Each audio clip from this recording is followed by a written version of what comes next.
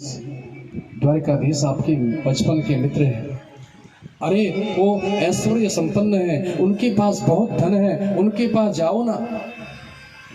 और वहां जाओगे तो तुम्हें बहुत सारा धन लगेगा और जिससे हमारी दरिद्रता नष्ट होगी। सुदामा जी ने मना कर दिया, बोले देवी मैं नहीं जाने वाला, मैं तो हरि का भजन कर रहा हूं ना। बार बार जब पत्नी ने कहा तो सुदामा जी ने मन में विचार किया, मुझे जाना चाहिए, वो मेरे बचपन का मित्र है, मुझे उससे मिलना। पैरों में चप्पल नहीं है, लेकिन भगवान श्री कृष्ण से मिलने के लिए जाते हैं। लेकिन पता नहीं है कि द्वारिका कहाँ है, ढूंढ रहे हैं द्वारिका को।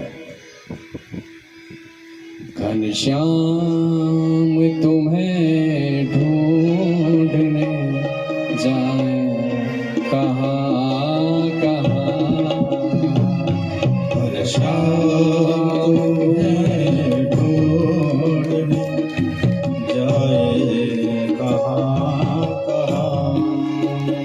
सुदामा जी ढूंढ रहे हैं, कहाँ जाऊं ढूंढने के लिए, मैंने तो द्वारिका पूरी देखी ही नहीं।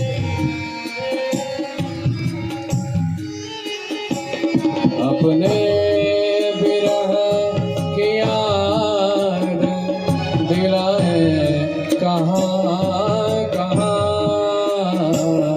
अपने विरह की याद दिलाए कहाँ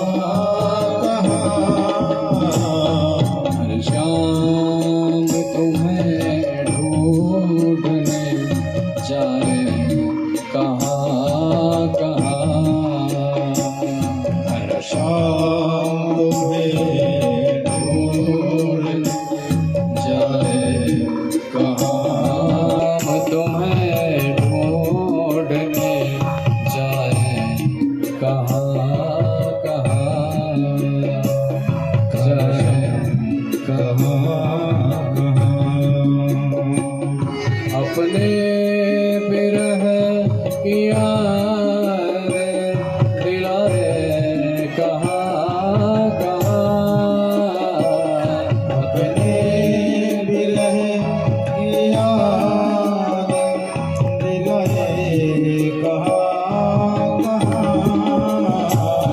घनश्याम तुम्हें ढूंढने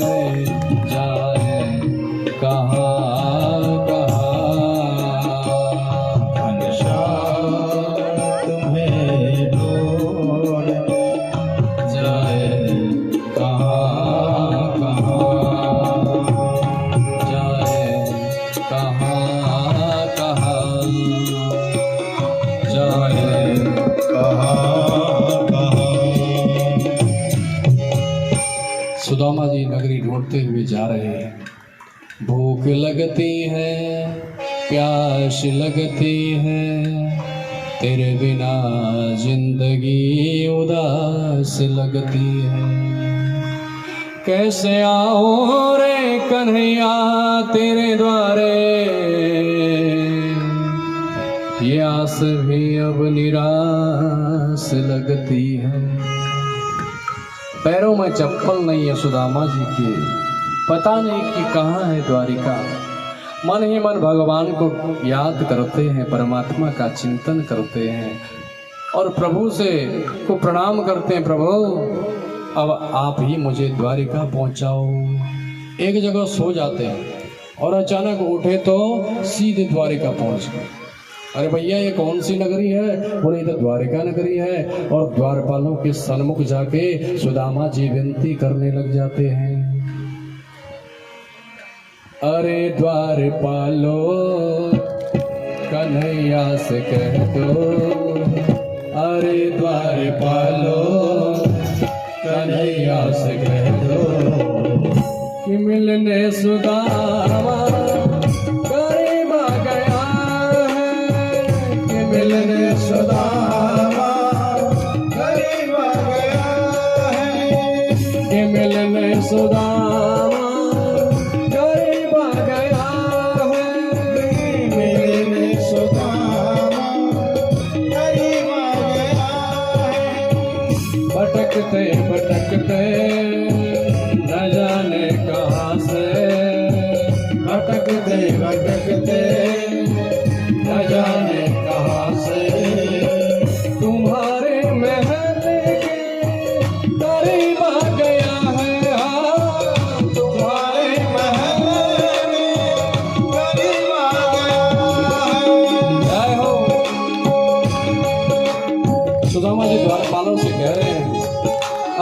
कृष्ण का सखा हूँ, कन्हैया का सखा हूँ, उसके पास जाओ ना, एक बार कहना कि सुदामा आया हुआ है, मेरा नाम सुनेगा तो मुझे जानता है, बार बार विनती कर रहे हैं।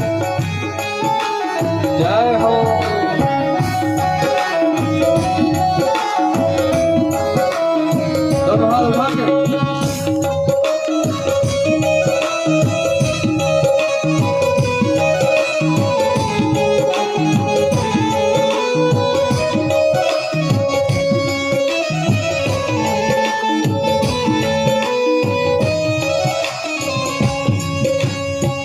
न सर पे है पगड़ी, न तन पे है जामा, न सर पे है पगड़ी, न तन पे है जामा।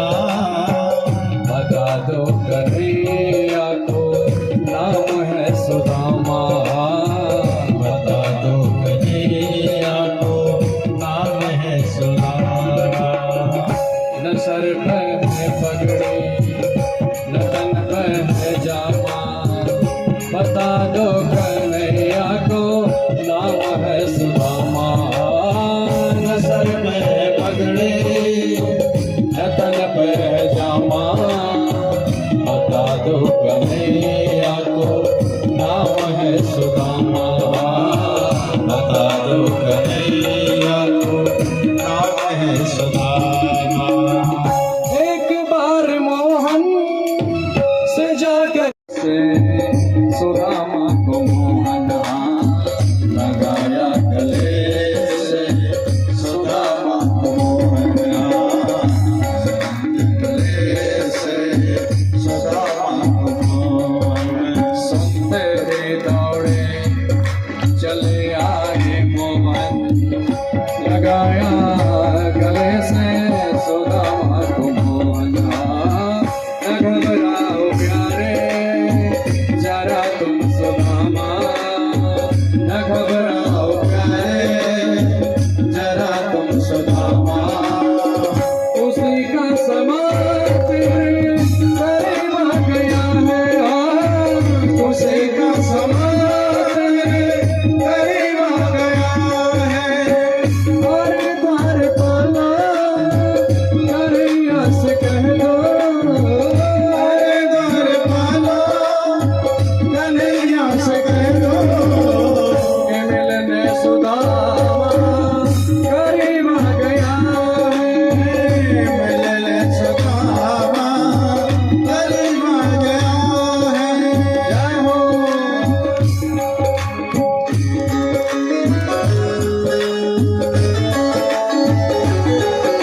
सुदामा जी को भगवान ठाकुर जी लेके जाते हैं और अपने आसन पर सुदामा जी को बिठाया और अपने हाथों से सुदामा जी के चरण दबाने लगे। जय हो।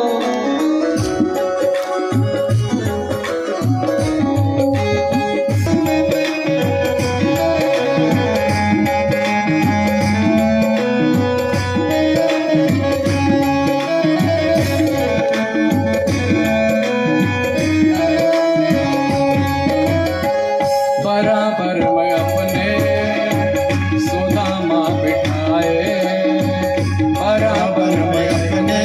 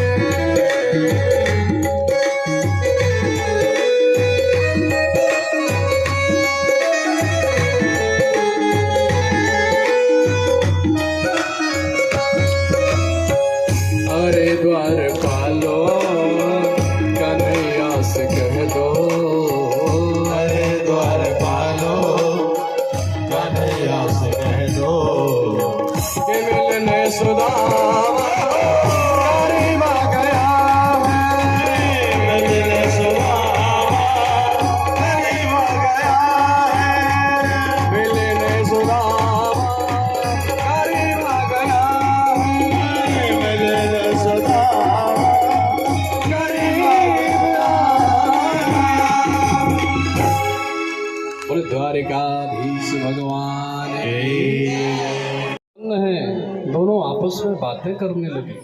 देखो ऐसी बात है, बचपन में देखो क्या क्या बातें हमारी होती थी। अरे बचपन आज इतने दिन बाद आप आए, आपस में दोनों की बातें हो रही है। रुक्मणी जी से जल लेके आने को कहा, रुक्मणी जी को जल लेके आने में देर हो गई। रुक्मणी जी सेवा करने लगी। सुदामा जी से कहा कि तुम सुदामा जी के लिए हवा करो, क्योंकि सुदामा जी जो है ना वो भीड़ में नहीं जाते थे, वो आज उनको बड़ी डर लग रही थी।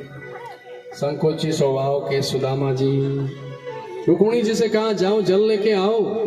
जल लेके आने में बड़ी देर हो जाती है। ऐसे बिहाल बिवाइन सो पग, कंटक जाल लगे पुनि जोए।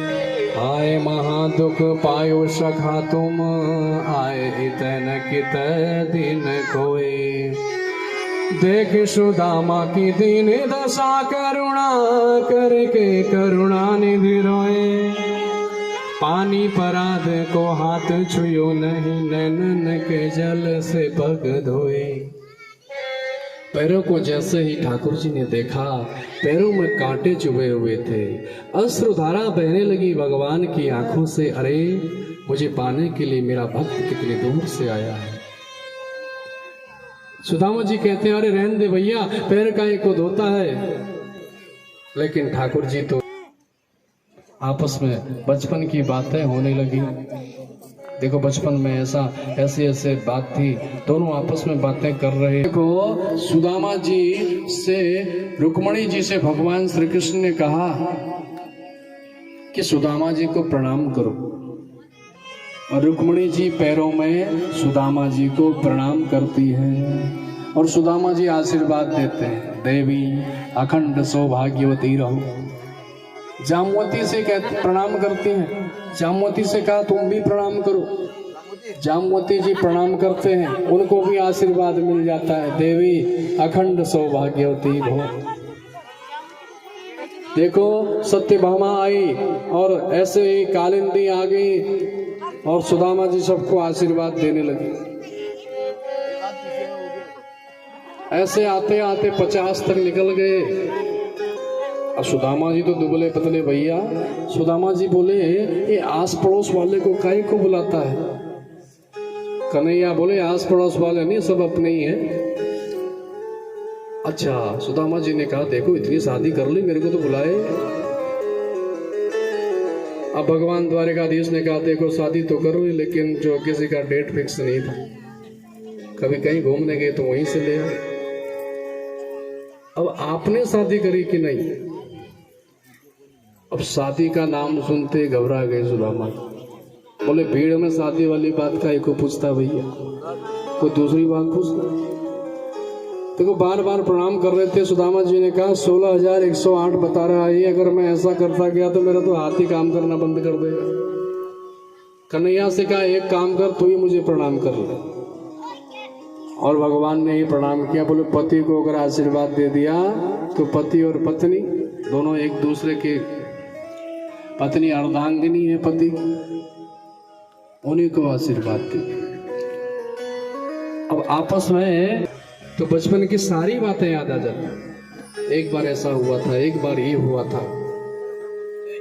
अब कन्हैया ने जी ने कहा ये छोड़ने वाला नहीं, ये पूछ के रहेगा। बोले तेरी भाभी ने भेजा भैया। अब जो है कन्हैया ने कहा अगर भाभी ने अगर भेजा है तो मेरे लिए कुछ जरूर भेजा होगा।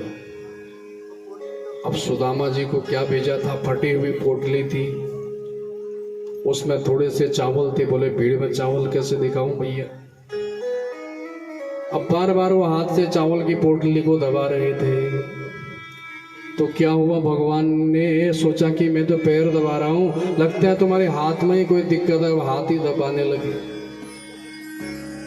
अब सुदामा जी ने सोचा कि ये छोड़ने वाला नहीं, अब फटी हुई पोटली में दिखाऊं कैसे भैया।